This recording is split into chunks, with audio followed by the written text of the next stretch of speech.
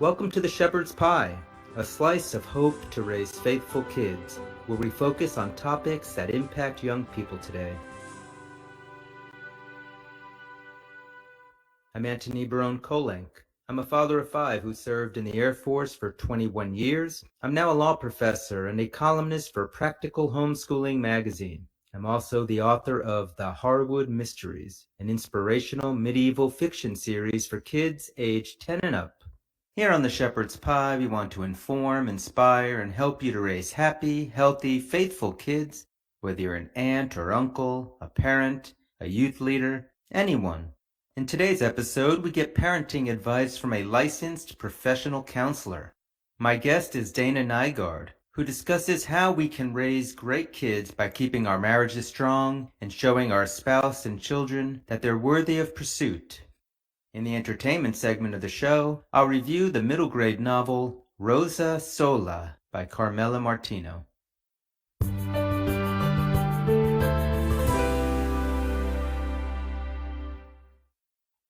I'm the father of 5 kids, 4 girls and a boy. Now they're all grown up. My youngest is a junior in college right now, and I even have grandchildren, including one who's in high school. So I've seen a lot of teenagers as a parent in my day. And I'd like to say that I always knew what to do and the right way to handle different situations with them, but that would be a bold-faced lie.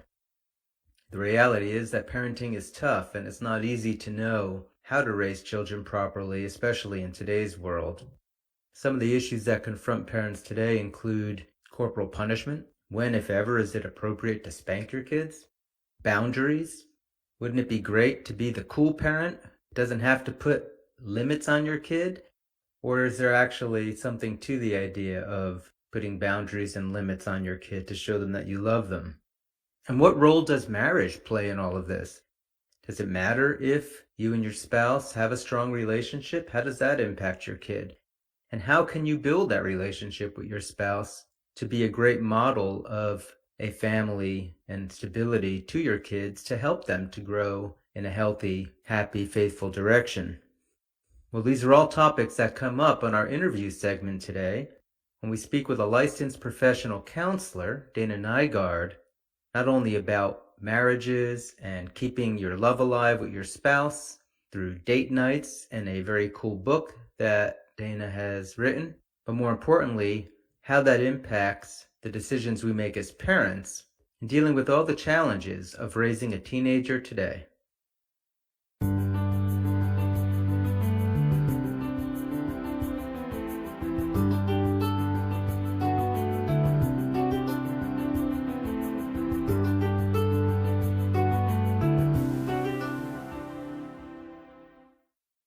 Today I'm with Dana Nygaard. She's a licensed professional counselor with a unique blend of proven psychotherapy techniques based on Christian principles. She earned her counseling degree from Dallas Baptist University, and she worked as a school teacher before beginning her counseling career. And she says kids want to be seen, heard, valued, and needed. She's the author of several books, including her latest, 365 Dates to Renew Your Christian Marriage, which actually comes in both a Protestant and Catholic edition. She lives in Plano, Texas with her husband, David. Dana, it is wonderful having you on the show today. Thank you. My pleasure. So your background is pretty incredible. You went from being a school teacher to being a psychotherapist to being an author. How did all that happen? It's actually the perfect little trajectory. As a teacher, I taught a little bit of English as a second language, a little U.S. history, but I taught a lot of psychology. And the parents would come to me and they'd say, oh, my child is struggling. She's a wonderful swimmer, but she's all in her head now and she keeps self-sabotaging. What should I do? And I would say, I'm not a therapist. I'd say, I can tell you what the book says. And the parent would come back and say, it worked. And so one day I thought, well, I may as well make this real. Let's make this official. Let's become a therapist, right? And so I taught school full time, went and got my degree, went through a bout of breast cancer all at the same time. Praise God, came through that. I've had a private practice now for 10 years now. I love writing. And again, as a teacher, I wrote a lot of curriculum. And so I lead couples retreats with my husband, do a lot of speaking engagements. I write blogs. And so I just love writing. And of course, the books were so much fun to do. Now, how many books do you have out there? The books that I have two editions of the 365 dates. There is a Catholic and a Protestant edition. The Catholic has a purple color, very liturgical. The non-Catholic Christian edition has a red cover, and then they both came out in Spanish too. So you were working with youth and as part of your counseling for at least a good portion of your practice. Tell us a little bit about that. It's interesting how I would get referrals from people. So people call me and I would say, well, how did you learn about me? And they would say, oh, police officer so-and-so recommended you. And I'm like, what? Like, I don't know who that is. But it's amazing when you're a therapist that can work with adolescents, your name gets out there. But you aren't working exclusively with adolescents anymore, right? No, it's funny how for a long time the trend was the adolescent calls, parents calling. But then it started morphing into I got flooded with calls from couples. That's where all the influx is coming in. And it was a bit of a jump for me every day to go from a couple to an adolescent. And so I just decided I'm going to streamline this, and I now only work with adults. And have you found that working with couples, especially couples that have adolescents as children, that there's some sort of a connection there between the issues that you're dealing with in marriages and also issues they might be dealing with their teenagers? Absolutely. So when a parent's marriage is solid, it's more likely that the kids will be solid in general. I mean, kids are going to be doing some goofy things, right? They're going to go through some struggles, but they tend to do much better. But when the kids have a home where the family's divorced or there's blended families, it gets a lot more complicated. Or when mom and dad are arguing. Why are you, mom and dad, arguing, saying ugly things to each other? And now you're mad at me for saying something disrespectful to you. That's all I hear from you and dad. So your book looks like it's focused on date nights and getting couples to improve their relationship by going on dates. Tell us a little bit about what you do there. The idea of the book came from that we need to pursue our spouses, because we may pursue friendships. Hey, do you want to go out next weekend, Susie, and go shopping, or, Bob, go golfing or whatever. But are we pursuing our spouses? And again, I'm going to bring this back around to the kids. Kids want to be pursued. They want to know that you want to spend time with them. Everyone wants to be pursued and know that someone cares about spending time with them. The books have a ready, set, go format. And there's prayers that you can say beforehand. Then there's a prayer for the couple to say as they head out on the date. Then the ready question is the warm up. You're driving to your date. And it's something that's going to get you reconnected because you probably have had a very busy week. But it's nothing that's so heavy that you're going to drive off the road and have an accident or something. Then the set question, you're at your date night. Maybe you're bowling, maybe you're eating a meal. It's a deeper question, but it's not so deep that if the people around you heard it, that you would be embarrassed. And then the go question, maybe you're back home sitting on your back patio having a glass of wine, and it goes deeper. And they're everything about their relationship to what's on your bucket list, to fun questions about, hey, as an adult, are you too embarrassed to run after the ice cream truck? Which, no, of course not. I like ice cream. That sounds like a date night that I'd like to have, actually. But you have two editions of the book. You mentioned this Catholic and the non-Catholic Christian version. What's the difference? Are there different questions you would ask with different couples? The majority of the questions are the same. Laced throughout the books, there are faith-based questions. Some of the questions, it's the wording of the question. Like we tend as Catholics to use the word God more often. Where a lot of the Protestants that I work with or my Protestant friends, they use the Lord. So sometimes it's just a tweaking of a word. There's a question there in the Catholic edition for what does it mean to you, the quote by St. John Paul the Great, we are an Easter people and hallelujah is our song. Well, that's not in the Protestant edition. I know a lot of couples that have a mixed faith marriage. And while their spouse is open to them being Catholic, they don't necessarily want to have a bunch of, quote unquote, Catholic questions.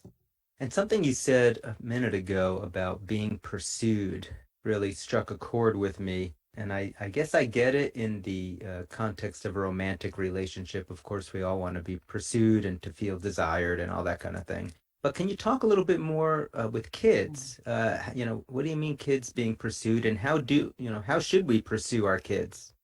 if you think back to maybe a time in your own childhood where maybe mom or dad said, hey, son, would you like to go do this with me? That felt really special.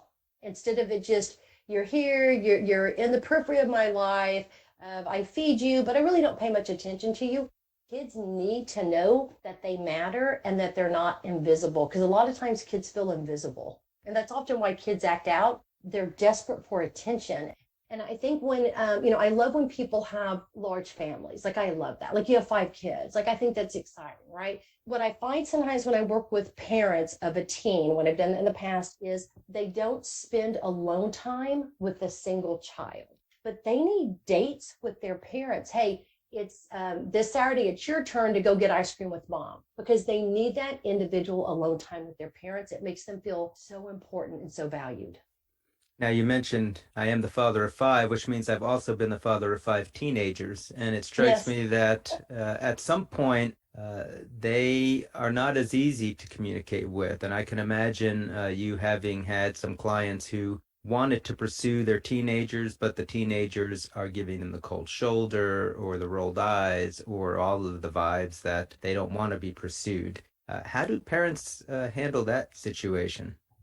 That's the one that actually is really common. So you hit on something important there. I tell the parents to do it anyway, because the kids still want to be pursued. It's almost like it's part of their bravado. Like, oh my gosh, my mom and dad, like, they're so annoying. They wanted me to go golfing with them or whatever, right? As they get older and their brain is fully formed, because their brain isn't fully formed until at least 25. There's some research showing maybe even later than that, the frontal lobe. So later they're going to look back and say, wow, my mom and dad never gave up on me. So I would still do it. I just wouldn't acknowledge the rolled eyes. That's good advice. What about teachers and youth leaders? I also know I was a, youth group leader and worked with religious education, and some of the kids there have even thicker skins when you try to pursue them to participate or to do something. And any advice on for teachers or youth leaders? Really, it's the same. Keep pursuing, because sometimes kids, I mean, it can happen in families too, but sometimes I think as a teacher, or like you said, in youth ministry, they have that hard shell because they've been hurt. And they're thinking you're just doing it because you're paid to do it, or you're the volunteer, but you do that for all the kids. So if you do not give up and you consistently do it, you'll be amazed at the miracles that can happen. And what about as you're looking at over the landscape of our kids today in society, what do you see as some of the most important issues that we should be focused on? I think the internet, right? The social media, kids, in my personal opinion, they have very limited privacy. So all of this, it's my phone. I'm not giving you the code. Well, baby, the mommy's cutting it off and you don't have a phone anymore. You have privacy until you give me cause for concern. So I think parents have to have very firm boundaries. I think it's important to honestly to not trust the kids to an extreme level. There are parents who say, I trust my kid, and their kid is the one doing the things behind the scenes because they're not checking. So if I know that, let's say I'm in the military, okay, and I know that, hey, Sarge is going to come by, I'm going to do a spot inspection. Is my bunk made correctly? Is my locker clean? Guess what? I'm going to keep it clean. But if they're like, no, they never come in, I'm probably going to do some things. So it's important for them to know I have eyes and ears everywhere, and to never tell them how you figure stuff out. How'd you know that, mom and dad? The Holy Spirit. And really what you're talking about is accountability, but I'm also thinking of a tie back to your last point about being pursued by holding them accountable. Are you also showing them that you are pursuing them, that you care enough to basically be the tough cop when you need to be? Yes, that is so on point, because when picture a child who's up there on the stage about to give a dance recital. What do? They're looking for the parent. They're doing it in those exciting moments, but they're also wanting to know, does my parent care enough to discipline? Because discipline is love, right? God didn't just say, like, okay, you humans, you go and do goofy stuff and I'm not going to. No, he cares about us enough to pursue us in all ways, when we're doing good and when we're not doing good. And you say discipline is love, and you say frontal lobes take time to develop. My feeling is that they don't necessarily see that love in the moment. Any advice on for both parents and teachers, like how can you discipline kids in a way that they will understand its love now? That's definitely a hard thing to do. I think when you approach the kids with, I love you, I'm doing this because I care about you. And it's okay to say, right now, you don't understand everything. So, sweetie, you're 13 right now. Okay. Think back to when you were 7. Wasn't that long ago, but don't you feel like a completely different person? Right. So, hun, I know you don't understand it now, but this is what dad and I, that's what we've decided that needs to happen right now. And we love you. And I think if you say it in a calm, loving tone versus that very aggressive tone, but they're not going to get everything. Just like most children, if you say to them, sweetheart, would you like to go and get a vaccination today? They're going to go, no. Would you like to bathe and then go to bed early because you seem a little tired and cranky? No. So if your children are annoyed with you at least a quarter of the time, you're probably a pretty darn good parent. So what about disciplinary techniques? If we spare the rod, do we spoil the child? I mean, is corporal punishment something parents should be doing today? Or what do you advise your parents on dealing with their kids' disciplinary issues? I don't ever advise corporal punishment. I also don't say you should never punish your children. So I think if you have a 2-year-old who you're in the back of your house and you say, don't cross this line because there's the alley, right? And they head out there, I can understand if a parent will say to them, mommy and daddy, looking them in the face, said you couldn't cross it. I can see that, right? If there's like a little pop on the tush. What disturbs me is when parents use corporal punishment, but they don't talk to the children. And they're like 12 years old, like, wait, you spanked your 12-year-old? Yeah. Okay, what does that look like? Well, he or she has to pull their pants down and get across her lap. Like, oh no, we're getting to creepy weird. And again, a father shouldn't be touching a daughter's behind. That's like, well, why aren't you talking to them? Well, I'm so angry. Okay, if you are going to use a corporal punishment, it's not supposed to be like, I'm so mad at you, slap, slap, slap, right? It should be, you ran in the street, we don't do that, here's your pop. But it's also to seek to understand the child and then to have them reflect back to you what they did. Why are you being punished? I went across the street and I wasn't supposed. That's right. And children don't understand. They do not have the cognitive ability until they're at least 6 years old to put themselves in someone else's shoes. It's okay to say to your 4-year-old, aren't you concerned that mommy was so upset? You scared mommy. And they just look at you. They're not little sociopaths. They literally cannot put themselves in your shoes. So it's okay to say to them. Later, they'll finally get it. I love the love and logic because it's loving, but it's logical. And it teaches the parents how to pull back on certain things, like in cleaning their room. You don't go by and 20 times say, I told you to clean that up. Why are you nagging? Why are you complaining? That's not good to do as a spouse. It's definitely not good to do to your children. And all they do is look at you like, oh, and roll their eyes. Instead, to let them know, this is the expectation. This is the time I need it done by. And then you fill in the blank with the end of it with, or I'll handle it. And that gives you time to go, what can I do? If Junior left all his favorite G.I. Joe toys on the ground, well, guess what? Now you want to go to soccer. Well, mommy's too tired to drive you to soccer because I just cleaned up all your G.I. Joe. And then I put them up in the attic. And then later when the kid does some chore for me that I want them to do, like the only way you can give me back energy is to go to the chore box. And I mean a chore that's not fun, right? Like let's clean all the baseboards in the house in a very specific way. And then they have to come to you and they have to say, would you please come in and check my work? Did I do a good job? And then when they're done with that, now mommy has enough energy. I can next time take you to soccer. But when the kid says, but mom, I'll do it when I get home. Do the kids ever follow up with that? No. Now, isn't somebody going to say that sounds a little passive aggressive by the parent right there? No, I think it's they'll learn very soon. All it takes is like, so if your child can learn that over, let's say, G.I. Joe toys on the floor, as they get older and you say, you're expected to be home by midnight, or your father and I will handle it, that kid by then is going to be like, man, you won't believe what mom did with my Barbies when I was little. So it's a chance for education. So then they know my parents don't play, because the minute you give in, you've lost. So don't ever lose a battle with your kid. So bringing it back around to your marital counseling practice, I'm sure you see now in marriages people who grew up not being pursued by their parents. And I'm just wondering, what are some of the kind of effects that you've noticed in marriages when, as kids, maybe the spouses weren't pursued?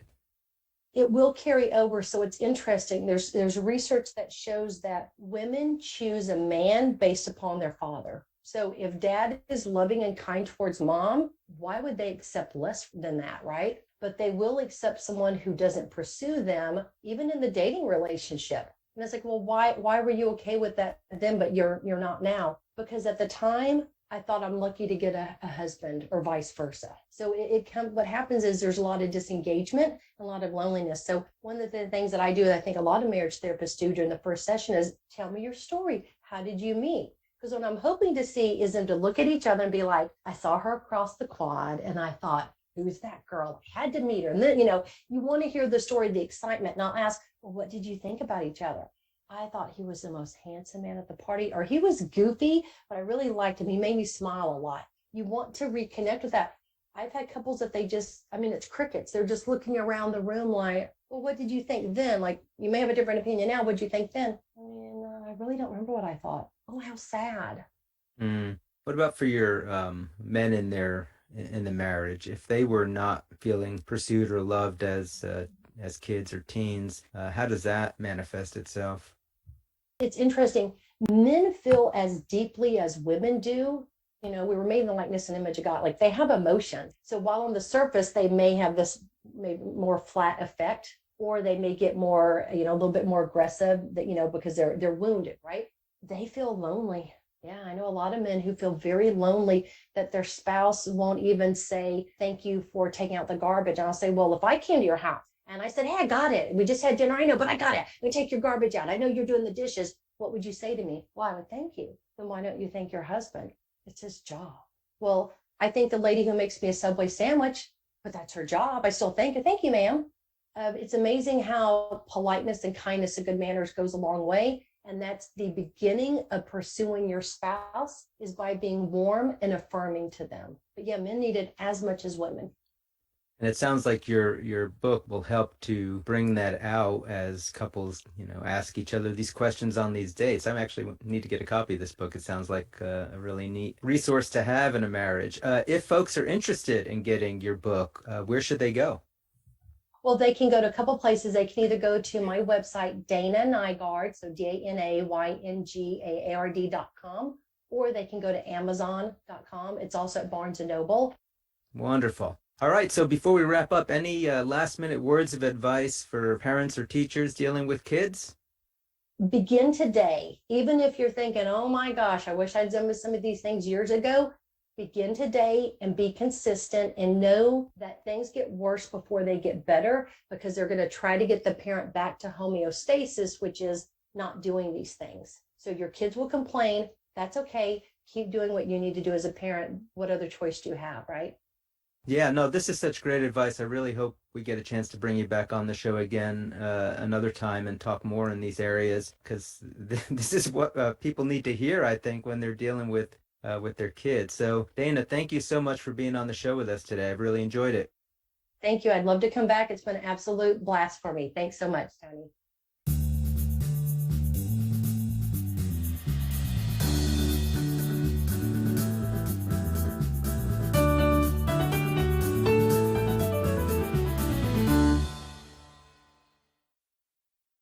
In our entertainment segment today, I review the book Rosa Sola by Carmela Martino. I had Carmela on The Shepherd's Pie early in season 1 to talk about how our cultural heritage can help us to reach youth, and we talked about Rosa Sola during that interview. The book was released in 2016 and won several awards, was highly reviewed, and it really is a beautiful book when we think about this idea of pursuing our children and letting them know that they're special. The book is recommended for kids aged 9 to 12 years old. It's about 176 pages long. The book takes place in the 1960s in Chicago, in an Italian immigrant community. The main character is Rosa Bernardi. She's an only child. She lives with her parents, and she really, really wants to have a baby brother or sister. So she prays to God, and sure enough, her mom gets pregnant. Unfortunately, the story deals with tragedy and the loss of a child. And it looks at Rosa and how she's able to handle that situation as a young girl when her world is suddenly turned upside down and she doesn't even know if her mom can survive this tragedy. What's wonderful about this story is the way that Carmela Martino tells it through the eyes of Rosa in a very moving, delicate, and genuine way. And we see the importance of family, especially extended family, since this takes place in an Italian immigrant community, and how even in the most tragic of times, those who love us can reach out to us and help us experience the grace of God, regardless of our circumstances. It's a moving story, definitely has some sad parts in it, but it's written age-appropriately for younger kids.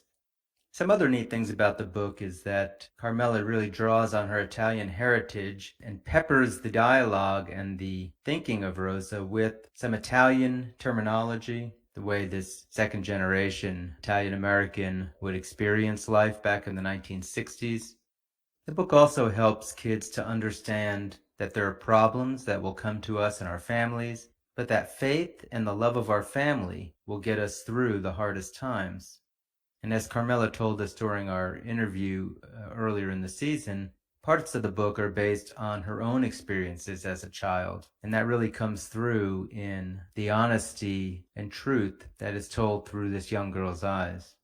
So if you're looking for a great book, a deeper book, but one that can also be read by kids in 3rd, 4th, 5th grade, that will help them understand a little bit more about family, but also deals with loss and tragedy, you don't want to miss out on Rosa Sola by Carmela Martino.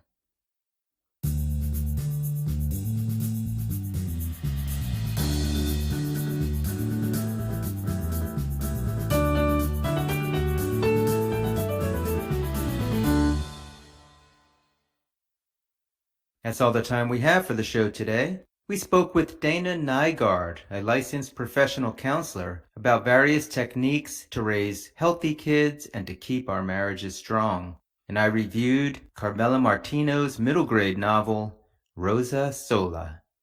Again, this is Anthony Barone Kolenc, and this has been The Shepherd's Pie. If any of you listening today have a question for me or a topic you'd like to have us cover on the show, please drop me a line on my website at antonykolenc.com. That's ANTONYKOLENC.com. Also, if you visit my website, you can learn more about my historical fiction series for kids, The Harwood Mysteries. I'll end as always with my wife's favorite scripture quote from Romans 8:28. We know that all things work for good for those who love God, who are called according to his purpose. May the Lord bless and keep you this week.